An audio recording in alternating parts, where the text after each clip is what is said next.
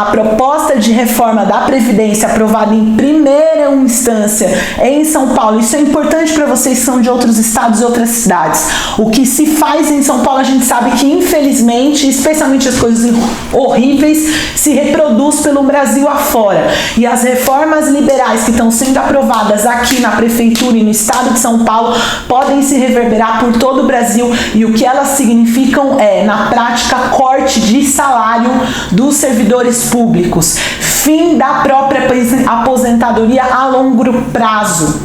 É isso que elas significam. Retirada de direito trabalhista de servidor público total, para ter cada vez mais medo de denunciar corrupção, de denunciar todo tipo de falcatrua que existe, de lutar pelos direitos, por ser medo de ser demitido, por ter um patrão como, imagina, temos um patrão como o governo Bolsonaro e temos que ficar ali atrás dele sem poder fazer crítica, porque senão ele nos demite. R.C. Martins, crise no sindicalismo dos Estados Unidos e Europa, como se vê por aqui, nosso movimento sindical com o golpe da reforma trabalhista e previdenciária e ainda querem administrativa. Temos essa crise mesmo no movimento sindical. Eu, infelizmente, não acredito que o movimento sindical brasileiro consiga se reorganizar a tempo. Acho que vai haver uma rebelião por baixo das mobilizações de base.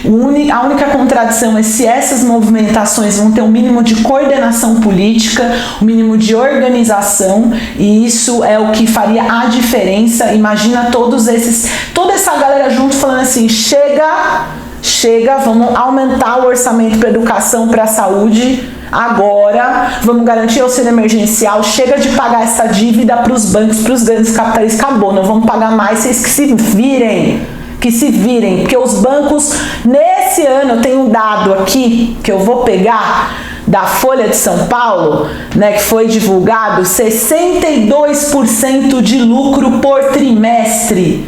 E nesse momento de pandemia, os bancos tiveram no Brasil 62 bilhões de reais.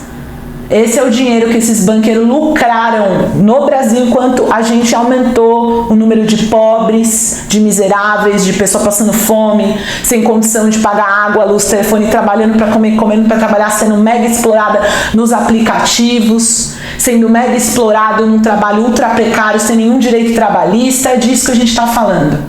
A classe trabalhadora na defensiva com a crise estrutural do capital. Quero dizer que a classe trabalhadora, para mim, começa a mostrar a sua força e começa a mostrar que não está na defensiva. O problema é que as suas instituições, os seus organismos de organização política, os sindicatos, conquistas históricas fundamentais estão muito burocratizados. Muito burocratizados. Infelizmente, eu sou professora do Estado e vi isso na PUESP. Um sindicato muito importante, muito forte, mas por fora está muito desligado da sala de aula, do dia a dia dos professores, das necessidades reais, e aí não consegue expressar a força política da categoria. A categoria anda muito desconfiada, acha que os sindicatos não a representam na luta contra o governo, que estão dando para trás, e aí é isso. Aí a classe trabalhadora fica sem força, leva na cabeça.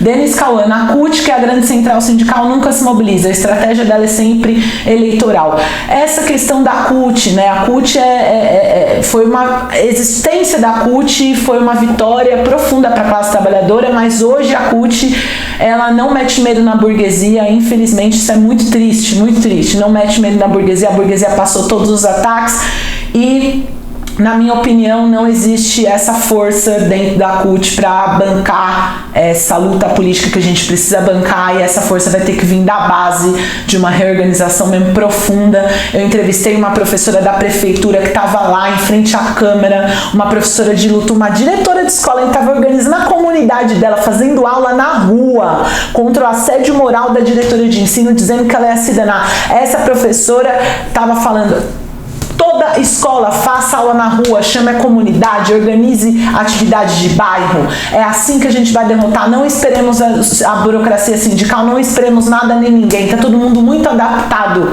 com essa situação de caos e miséria e fome. Quando todo mundo, eu digo eu e você também, estamos adaptados. Toda a esquerda de conjunto, quando você olha assim de longe, parece que todo mundo deu um passo assim à direita. Aquele vizinho que você via na sua casa que antes você parecia que ele era conservador, de repente ele virou bolsonarista. Aquela pessoa ultra de esquerda que falava mal do judiciário, de todo esse sistema, hoje vira a esquerda STF.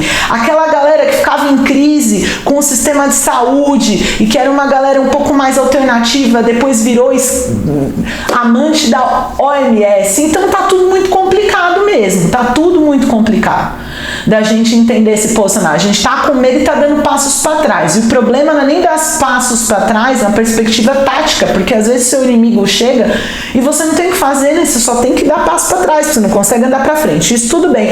A questão é que os nossos sonhos, a nossa perspectiva tá muito pautada pela emergência da sobrevivência. A gente vai ter comida amanhã. E o problema é que a burguesia tem estratégia, tem plano político. Se a gente não tem plano, o que a gente quer fazer com esse país? O que a gente quer fazer com a economia desse país? O que a gente quer fazer com a educação desse país? Porque a direita tem um plano. Todas as frações da direita têm plano. O plano do bolsonarismo é militarizar as escolas de conjunto, militarizar o processo trabalhista, porque não vamos esquecer que o Guedes disse lá naquela reunião lá, lembra aquela reunião que gravaram o ministerial? Disse que a saída para o desemprego da juventude era fazer campos de trabalho militar em que você pagasse R$200 para o jovem ficar ali trabalhando, fazendo grandes obras, grandes investimentos nacionais gerido pelos militares, gente. Campo de concentração para a juventude trabalhar R$200 por mês para os milico. E o que me deixa impressionada é que naquela época ninguém da esquerda tocou nesse assunto, porque o que mais me aterrorizou foi isso. É que a galera da esquerda, esse outro papo, assim, caga na fralda para os milico, não fala dos militares, morre de medo. Os caras são os que estão mandando no país hoje. Você vê a galera quietinha, fingindo que o Bolsonaro tá lá, a Globo tá do outro lado, junto com o Dória, e não tem militar no Brasil, né? Não tem mais de 7 mil milico ocupando o cargo central, não tem o presidente da Petrobras sendo milico, não tem o ministro da Saúde, o ministro da Casa Civil, que fez as principais escolhas sobre a Covid, que não foi indiciado na CPI da Covid. E esse é o elemento que eu queria colocar para vocês. Os milicos não foram indiciados, galera. O Braga Neto não foi indiciado. O único milico indiciado foi o Pazuello, porque não dava, né? Ministro da Saúde, estamos falando de saúde, e o resto passaram um pano. Isso é muito louco. Vamos ver aqui que tem mais um. Não é mais a dívida, a extorsão dos bancos, fatura, grandes lojas e bancos mesmo pagando. Esse negócio do Serasa, toda essa máquina, né, de construção para deixar a gente devendo e eles, assim, assaltarem a nossa vida. Os bancos assaltam a nossa carteira, mas assaltam a carteira do Estado brasileiro, né? Isso é uma discussão interessante também de fazer.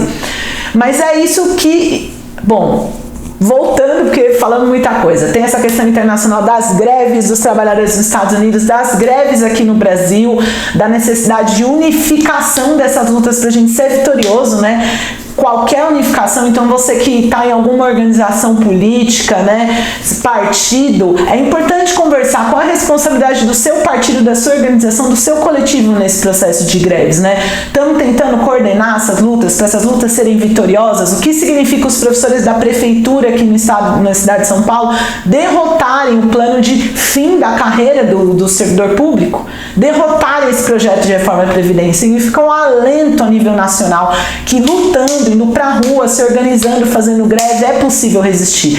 Porque o problema nem é mais as mortes grandes pela Covid. É sim, mas elas estão diminuindo. O problema é que, se a gente lembra lá de 2019, né, de 2020, quando tudo isso começou, a gente pega o que aconteceu com o Brasil, o quanto foi tirado da educação, da saúde, o quanto leis foram mudadas para tirar direitos dos mais pobres e transferir dinheiro para os mais ricos, o quanto isso aconteceu, a gente está sim numa pior situação objetiva, né? Então é importante a gente pensar no que a gente consegue fazer no futuro.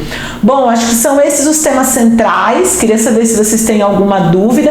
Aqui na cidade de São Paulo eu já falei. O que eu quero dizer para vocês, de novo, quem está aí, quem chegou agora, estão sendo orquestradas a nível nacional pela terceira via de direita, que aqui em São Paulo é o Dória, né, o Ricardo Nunes, mas tem o Eduardo Leite no Rio Grande do Sul, tem tantos, né, que são direita e dizem não ser mais bolsonaristas, que é um ataque a nível nacional aos direitos dos servidores públicos, acabar com as carreiras públicas, né, fazer reformas da Previdência. Então esse processo está acontecendo a nível nacional e seria fundamental ter uma coordenação dessas lutas para a gente conseguir vencer esse plano de social liberal de acabar com os direitos públicos. Bom, acho que é isso. Queria saber se vocês têm alguma pergunta sobre essa semana.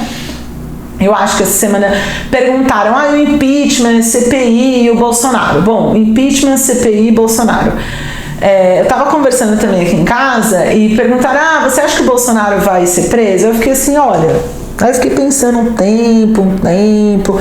Falei, se for preso vai demorar, entendeu? Vai demorar para ele ser preso, porque o sistema é autofágico, vai se comendo e se reproduzindo. Eu acho que o fundamental que as elites querem orquestrar no país é uma passividade da classe trabalhadora e do povo pobre. O que eles estão com medo mesmo é que todas essas mobilizações que estão acontecendo explodam, porque se elas explodirem, o que eles vão fazer? O que eles vão colocar no lugar? Né? Como é que o PT vai reagir numa situação que tenha muita luta, muita greve, muita organização, né? Porque até agora o Lula virou candidato do Centrão e está fazendo acordo com o Centrão no país para o que vai ser o próximo governo, se ele puder concorrer, porque a gente sabe que a burguesia tirou o Lula na outra eleição, então pô, vai tirar de novo, isso aí é só uma canetada, né? Mas temos todas essas crises funcionando. Parabenizar por sua ousadia de trazer para esse debate. Obrigada, RC Martins, muito obrigada pela minha ousadia, eu gosto muito de ser ousada, mas me diga mais. Sobre o impeachment, eu tenho uma visão de que impeachment do Bolsonaro é um problema em si. Eu acho que é importante a gente entender que o governo Bolsonaro, ele é o governo Bolsonaro Mourão, ele é um governo só. É o governo dos milicos que estão junto com o Bolsonaro tomando conta do Estado brasileiro. É isso que é o governo. Quem foi o ministro da Saúde durante a pandemia? Um general da ativa. Vamos lá, presidente da Petrobras. Vamos lá, chefe da Casa Civil. Toda a orquestração do governo Bolsonaro, ela é uma orquestração dos militares. Os militares tomam conta do Brasil hoje. Quem toma conta da Amazônia é o Mourão. Então, assim, querer que fora Bolsonaro achar que isso vai resolver os problemas do Brasil significa achar que um milico agora com a cadeira de presidente vai ser a solução que a gente tem para o futuro. Eu acho que não. Não existiu divergência na política aplicada pelo Bolsonaro e no que queria ou dizia publicamente o Mourão. Muito pelo contrário. Inclusive, vou tomar um pouquinho de água. Inclusive o Exército foi o Exército que reproduziu essa política de cloroquina, ivermectina e todo o kit Covid, primeiro dentro dos hospitais militares. A gente recebeu denúncia recentemente de que os médicos nos hospitais militares eram obrigados a dar o kit Covid. Então, assim, não tem diferença na política do Bolsonaro e dos militares. Então, fora Bolsonaro, tem que acabar com essa chapa. Essa chapa foi eleita com fake news, com compra de votos, inclusive um golpe institucional em cima do Lula, tirando o principal candidato. Essa eleição foi uma farsa. Acabou, tem que tirar essa galera toda. Bom, gente, eu vou falar para vocês de uma coisa importante que está sendo lançada essa semana e etc., que é a Escola de Paz e Liberdade. É o projeto de lei que eu lancei no estado, né, e também na prefeitura, junto com a Erika Hilton, que é vereadora, que foi co-deputada aqui do mandato. Esse projeto de lei, ele tem tudo a ver com esse tema que eu acabei de falar, dos militares, né? Porque, na verdade, é uma tentativa de dar uma resposta política a dois projetos, a dois sonhos estratégicos da direita. Porque é o que eu disse pra vocês, a direita ela não tem vergonha de dizer o que quer. E os militares dizem que eles querem gerir o Estado, o Brasil inteiro, em todos os lugares. E aí eles querem também gerir a escola pública. A gente tem o projeto, o programa Escola Cívico-Militar, que foi aprovado pelo governo Bolsonaro e que está transformando centenas e centenas de escolas públicas pelo Brasil em escolas militares. Na Bahia tem quase 200 escolas cívico-militares. Em São Paulo, o governo está tentando aumentar para cerca de 10 escolas cívico-militares. Eu quero que você aí, que está chegando nessa live agora, preste muita atenção no problema das escolas cívico-militares. As escolas cívico-militares são escolas que transformam esse ambiente escolar no ambiente de quartel, que proíbem que os estudantes homens tenham um cabelo maior do que raspado na cabeça e que as mulheres tenham um cabelo curto. São escolas que os alunos têm que aprender a bater continência. São escolas em que temas que questionem os militares, que falem sobre a ditadura, que falem sobre o sistema capitalista, que de alguma forma apontem os grandes assassinos que foram os bandeirantes e toda essa elite que construiu a história do Brasil, que esses temas sejam proibidos. São escolas organizadas para oprimir e condicionar os filhos da classe trabalhadora e povo pobre, especialmente a juventude negra e indígena. É um modelo de controlar a violência que pode sair da juventude como resultado da violência que ela sofre pelo Estado. Como controlar os mais pobres? Criar uma escola que doutrine essa juventude a obedecer, servir, gostar de sofrer, naturalizar essa hierarquia militar, aceitar o que é dito de cima. É isso que é a escola cívico-militar. E quando as pessoas falam que educação é a coisa mais importante que tem, que educação é o futuro do país, será que elas não se assustam com essa questão de que os militares estão avançando sobre a escola pública para doutrinar, para fazer com que os alunos sejam obedientes ao sistema? Olha que grande projeto político dos militares no Brasil hoje. E é um projeto político que a gente precisa derrotar, enterrar com o pá de cal a pedagogia do medo, da vergonha e da violência. Porque essa é uma pedagogia racista. Racista.